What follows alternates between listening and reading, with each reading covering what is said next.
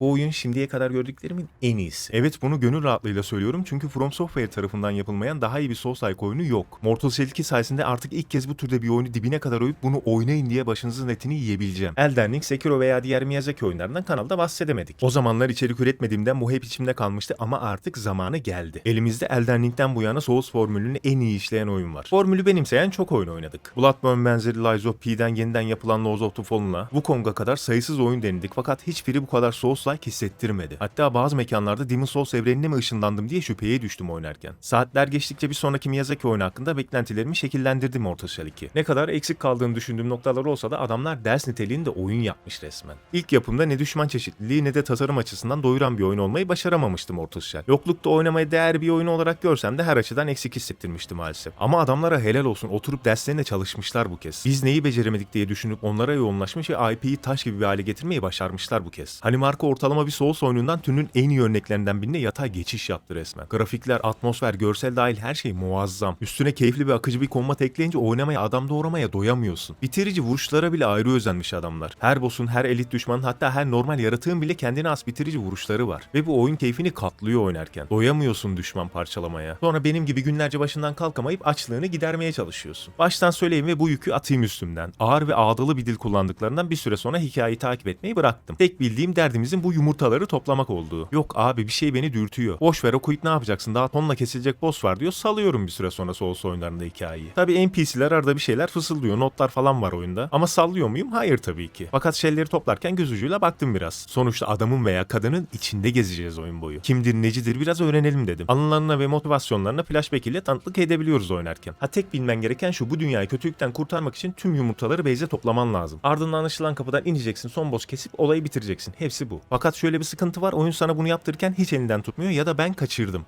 Nereden başlayacağım, önce kimi kesip devam edeceğim hiçbir fikrim yoktu oyuna girdiğimde. Sadece tecrübe ve hislerime güvenerek hareket ettim. Ama merak etmeyin, ben bu acıları çektim, siz çekmeyin diye ufak ipuçları vereceğim. Elden Ring'deki demigodları hatırlarsınız, aslında bu oyunda da ona benzer bir sistem var. 6 tane büyük kapıdan geçip ana dungeonları tamamlayıp bu bossları keseceğiz. Bahsettiğim yumurtalar da zaten bu bossların arkasına saklanmış durumda. Ama bu kadar basit de değil tabii ki. Direkt bu yolda ilerlemek büyük hata olur çünkü gerçekten o kadar kolay alt edebileceğim bosslar değil bunlar. Bunu yapabilmek için önce haritanın sana sunduğu içerikleri tamamlayıp karakterini boss'a hazır hale getirmen lazım. Sonra gidip bölgenin boss'uyla yüzleşmen gerekiyor. Ve bunu yapmanın en iyi yolu da haritanın üst yarısından başlamak. Hem rahatça kullanabileceğin kabuklara hem de birkaç silaha rahatça erişebiliyorsun üst taraftan başladığında. Bu sayede ilerlemen çok daha kolay oluyor. Ne kadar oyun sana söylemese de düşman zorluğu bölgelere göre bariz şekilde ayrılmış halde. En iyi başlangıç benim hala kullandığım Proxima'yı alıp hemen yanındaki kılıç ve baltaya da alıp 6-7 level olmaya çalışmak ilk başta. Eğer bu seviyeye erişirsen ormanın bu güzel hanımını kesip teleport özelliğini rahatça açarsın. Çünkü bu teleport özelliği keşif için gerçekten çok önemli bir ayrıntı. Evet, maalesef oyunda teleportu açabilmek için belli sayıda yumurtayı Marokip'e getirmen gerekiyor. Bunun en kolay yolu da tabii bosslardan birini hemen hızlıca alt etmek. Ve bu ilerlemeyi erken safhalarda yapmanızı özellikle tavsiye ediyorum. Çünkü gerçekten harita çok büyük ve çok katmanlı. Baştan sağma da yapmamışlar bu haritayı. Her köşesinde inanılmaz atmosferleri ve özenle hazırlandığı çok belli olan sahnelere denk geliyorsun. Gördükçe daha çok keşfetmek istiyorsun ve keşfettikçe de kendini hayran bırakıyor oyun seni. Küçük bir stüdyonun Elden Ring'i referans alarak yapabileceği en iyi oyun bu kadar olurdu dedirtti bana oynarken. Çapı daha küçük, içerik ve bosslar bir tık sönük Elden Ring'e nazaran, farkındayım. Ama mutlu etmeye fazlasıyla yetiyor bu oyun oynarken. Çünkü çıtayı Elden Ring'e dayayıp oynamadım. Elden Ring gibi iyi bir yapım, tonla oyun ve yılların sonucu oluşan bir tecrübenin ürünü. Bu oyun adamların daha ikinci oyunu. Ekip küçük, bütçe belli. Olabilecek en iyi oyun buydu zaten. Ve haritanın her köşesi farklı hissettiriyor. Ormanlardan tut Pamukkale'ye benzer kayaçlara kadar, insanın içini açan şatolardan Destiny'yi andıran devasa kasvetli yapılara kadar tonla farklı ortam sunuyor oyun sana. Ve bu bölgeler sadece gezip tozduğun boş haritalardan ibaret değil. Adam başı keşfedebileceğin 50'den fazla özenle hazırlanmış dungeon var oyunda. Kopyala yapıştır içeriklerden çok bulunduğun bölgeyi yansıtan farklı bosslar ve bulmacalarla hazırlamış adamlar bu dungeonları. Kiminle girip bir puzzle'la uğraşıyorsun, kiminin sonunda ilginç bir boss bekliyor seni. Ha, bitti mi? Bitmiyor. Üstüne düşman yağdıran challenge'lar, tamamlaman gereken ritüeller, anahtarlarını aradığın mahzenler, neler neler var oyunda daha. Dolu dolu basmışlar içeriği resmen oyuna. Ama bir sıkıntı var, bazıları biraz kafa karıştırabiliyor. Hala elimde nereye ait olduğunu bilmediğim anahtarlar ve materyaller var. Bunları bulduğun zaman nereye ait olduğunu keşfedip sırları çözmezsen saatler sonra hiç şansın kalmıyor. Hangi bölgede nerede bulduğunu unutuyorsun çünkü. Anahtarı buldun mu etrafı gezip tozup ait olduğu mekanı bulman lazım. Yoksa yük olarak kalıyor üstünde. Şöyle bir sıkıntı da var oyunda, bu haritayı gezerken genelde koşman gerekiyor. Çünkü beaconların arası inanılmaz fazla açık. Özellikle dungeonlarda veya beklenmedik bir yerde öldüğünde bazen eziyete dönebiliyor koşmalar. En azından dungeon girişlerinde beacon olmasa da Elden Ring gibi tekrar doğabileceğimiz taşlar düşünülebilirdi aslında. Onu halletseler çok daha keyifli hale gelebilirdi aslında keşif. Bir diğer ufak sıkıntı da bosslarda mevcut maalesef. Tahmin edersiniz ki Miyazaki'nin gölgesi tüm Souls oyunlarının üstüne düşüyor. Adam bu konuda inanılmaz bir seviyede ve o bossları her Souls oyununda ister istemez arıyorsun. Mortal Shell 2'nin ölçeğe bakınca sayı olarak sıkıntı yok. 40'tan fazla boss var oyunda ve bu büyüklükte bir oyun için gayet ideal. Ama akılda kalan bosslara bakınca bunlar sadece lanetli kapılar arkasındaki birkaç boss'tan ibaret. Miyazaki bu konuda bize öyle şeyler yaşattı ki hangi oyuna baksan bosslar sönük kalıyor. Ha, ilk oynadığın Souls Mortal Shell 2 ise çok daha epik ve etkileyici gelecek bu bosslar sana. Ama sen zaten Souls oyuncusuysan fena değil bosslar der geçersin. Bana böyle hissettirmesinin bir diğer nedeni de belki de kolay gelmesi bossların. Çoğu boss'u birkaç denemede geçtim oyunda. Belki de bu yüzden akılda kalmıyor. Daha uğraştırıcı paternler ve zorlayıcı bosslar isterdim işin açığı. Aylar geçse de lan ne boss'u ne acı çekmiştim diyerek hatırlayacağım çünkü o boss'u ben. Ama çok zor bir iş, bunun da farkındayım. Çünkü Fallen Feathers gibi zor yapayım derken dengeyi kaçıran oyunlar da var. Tadı kaçıp eziyete dönüyor ve keyifsiz bir hal alıyor bosslar. Belki de bu sorunla karşılaşmamak için güvenli alanda kalmayı tercih ettiler. Ama yine de biraz daha mesai harcamasını isterdim bu konuda. Çünkü potansiyeli çok yüksek oyunun. Bunu söyleyince bossların kötü olduğu düşünülmesin tabii. Yine ortalamanın üstünde kaliteli hissettiriyor bosslar. Ama oyunun genel yapısı o kadar iyi olmuş ki tek eksik o yapıya uygun biraz daha iyi bosslar. Ter döktürecek ve beni unutamayacaksın asla dedirten birkaç boss koysalar ve 3-4 tane daha silah çeşidi ekleseler bir sonraki oyun başyapıt bile olabilir. Teknik kısımları gelince oyunun dövüş sistemi hayalimdeki büyücü sınıfını sunmaktan biraz uzak, bunun farkındayım. Hearthstone'lar üzerinden ilerlediğinden büyüleri seçip onlara odaklanacak bir sistem yok oyunda. O hep yarı olarak kalacak bende. Verse ah şöyle asayı sallaya sallaya geçsem, yok illa yakın dövüşe sokacağım diyor oyun seni. Üstün peri yeteneklerim sayesinde yine başa çıkabiliyorum, onda sorun yok. Ama ben ne haber lan deyip düşmana tek atarak gezmeyi de seviyorum, ne yapayım yani. Eldenlik'te Malenia'da millet acı çekerken tek atıp geçmenin keyfini bilemezsin. 8 saniye yakınca 8 saniye uzak mesafe olmak üzere 16 tane silah var oyunda. Ama bunlar tamamen farklı türlerde. Yani aslında direkt oynamak istediğin silah türünü seçiyorsun. Benim gibi hızlı silah seviyorsan kılıç balta veya çift katanayla takılıyorsun. Vurduğumu oturtayım diyorsan da uzun kılıç veya balta gibi silahlarla. 8 tane de farklı kabuktan birini seçip yardırıyorsun oyunda. Silahlarda olduğu gibi kabuklarda da seçimin büyük önem taşıyor tabii. Zaman çıkartan kabuk da var oyunda, gizliye odaklanan assassin kafasında olan da. O kabuklarla eline baltayı alıp düşmana kafa da atabilirsin. Benim gibi daha taktiksel düşünüp elemente de yoğunlaşabilirsin. Oyunda kombat devamlı oynadıkça daha da açılıyor. Kabuğun altındaki ana karakterin gelişimi biraz basit tutulmuş durumda. Ne stat seçiyorsun ne de başka bir şey. Ama kabuk aksine oldukça detaylı. Bu konuda neye odaklanacaksın tamamen sana kalmış durumda. Dayanıklılığı zayıf mı buldun? Mitigation özelliğini arttırıp hayatta kalmak için harcıyorsun puanlarını. Veya ben dayanıyorum deyip kabuğun hasarını arttırıp kullandığın aktif yeteneğe yeni özellikler ekliyorsun. Ben direkt hasara yoğunlaştım mesela. Ne kadar hızlı kesersen düşmanı o kadar az riskli olacak çünkü savaşlar. Sonuçta Souls'larda savaşın kısası makbul biliyorsunuz. Kabukların upgrade sistemini güzel dengelemişler ama. İstersen tüm seviyelerini aç, tüm anılara gir çık, yine de tüm puanlara sahip olamıyorsun kabuklarda. Ana karakterin ne kadar seviye atlar gelişirse kabuğun da aynı oranda gelişebiliyor. Bu konuda oyunun elinden tuttuğu noktalarda var Allah'tan. Çoktan beğendiğin bir silah veya kabuk mu var? Base'deki gözünü para bürümüş NPC'ye gidiyorsun. Hangi silah istiyorsan basıyorsun parayı, göster diyorsun yerini, gidip alıyorsun. Veya kabukları upgrade ettiğimiz ablamızın yanındaki hologramlardan beğendiğin kabuğun yerini öğrenmen de mümkün. Ama bunun için kabuk yükseltme materyalinden biraz feragat etmen gerekiyor. Hepsine basma, sonra yana döne materyal aramak zorunda kalırsın, söyleyin. Oyunda materyal ve gold inanılmaz önemli çünkü. Kabuk karakter ve silahları geliştirirken bunlara inanılmaz fazla ihtiyacın olacak, o yüzden dikkatli harcaman lazım. Silahların sistem klasik, sadece hasarını yükseltiyorsun. Fakat çaba göstereceğim ve oyundaki en önemli eşyalar tabii ki Tarstone'lar. Bu taşlar hem kabuğun yanında yakın ve uzak silahlarına aktif yetenek ekliyor, hem de saldırı ve defansına inanılmaz faydalar sağlıyor. Bunları tek tek toplayıp yükseltmen gerekiyor anlayacağın. Üstünde takılıyken düşmanları öldürdükçe bu taşlar da level sınırına ulaşıyor ve keep'e gidip yükseltmesini ufak bir miktar gold ile yapabiliyorsun. Ama şu var, haritada gezerken level 1 taşları takmanı tavsiye ederim. Çünkü 3. seviyeye çıkartmak için gerekli materyal sadece herhangi bir taşı yükselttiğinde veriliyor. Ruh kasarken veya gezerken herhangi bir taş takarak bu materyallere ulaşabilirsin. Bunu unutmazsan ileride zorluk çekmezsin ve sırf taş kasmak için uğraşmak zorunda kalmazsın. Ben oynarken araştırma yapıp ihtiyacım olan Tarstone'ları çoktan belirlemiştim. O yüzden oynarken genelde onlara yoğunlaştım. İşini şansa bırakırsan ama 70 tane taşı toplaman gerekecek maalesef. Yapma, git araştır, sonra işine yarayan taşı en son bulup oyuna sövme. Direkt Souls oyunlarındaki yüzük muhabbetini andırıyor bu olay, fark ettiyseniz. Ama bu sistemi oyuna bayağı güzel yedirmişler. Ben oynarken aktif taşlar üzerine çok yoğunlaşmasam da silaha element eklemeye özen gösterdim. Ve tüm saldırılarında kritiğe özellikle yoğunlaştım. Çünkü karakterim oldukça hızlı ve kaynak tazeleme konusunda çok iyiydi. Aynı anda hem irade barını doldur boşalt yapabiliyordum, hem de bunu yaparken yüksek hasar çıkartabiliyordum. Ha, uzak mesafe silahlarla oynayacağım dersen o silahlar da bayağı iş yapıyor. Denendi, onaylandı. Veya daha ağır silahlar kullanıp oturaklı bir dövüş sistemini de benimseyebilirsin. Bu tamamen sana kalıyor. kalmış. Mortal Shell 2 bu konuda gerçekten bayağı bir seçenek sunuyor sana. Ha abi bana bu build'ini göster, ben uğraşmayayım, vurup geçeyim diyorsan al kardeşim, kullandığım taşlar bunlar. Nereden bulabileceğine falan girmeyeceğim ama işin içinden çıkamayız o zaman. Ama vakit bulursan bakarsın guide videosu da çekerim bu oyun için. Söz vermiyorum ama bak sonra abi nerede video demeyin bana. Çünkü hala yapacak o kadar çok şey var ki oyunda, sindire sindire oynayıp keyfini çıkartmakla meşgul olacağım. Tabii yine soracak sorularınız varsa yayında yakalarsanız zevkle yardımcı olurum. 5 senedir nasıl bir açlık çekiyorsam Souls oyunlarına doyamıyorum oynamaya. Uyanıyorum, şunu halleder yemeği yer Mortal Shell'e geçerim diye plan kuruyorum anında. Umarım Rose of the Fallen 2 de bunu yaşatır ve yıllarca beklemek zorunda kalmadan güzel bir Souls-like daha oynarız. O oyuna da inanılmaz yükseliyorum bu arada. Neden? Çünkü oyunda 2 farklı büyücü sınıfı var ve tam benim damak tadıma uygun duruyorlar. Miyazaki'ye kalsa Souls oynayamayacağız. Allah'tan bu stüdyolar çabalıyor da gazımızı alıyorlar arada. Hatta Mortal Shell 2 gazımızı almayı bırak en tepeye yerleşti. Ne Lies of P ne Wukong. Artık tacı bu oyuna takıyorum. Bir sonraki oyunlara başarılar diliyorum arkadaşlar. Görüşürüz, hoşçakalın.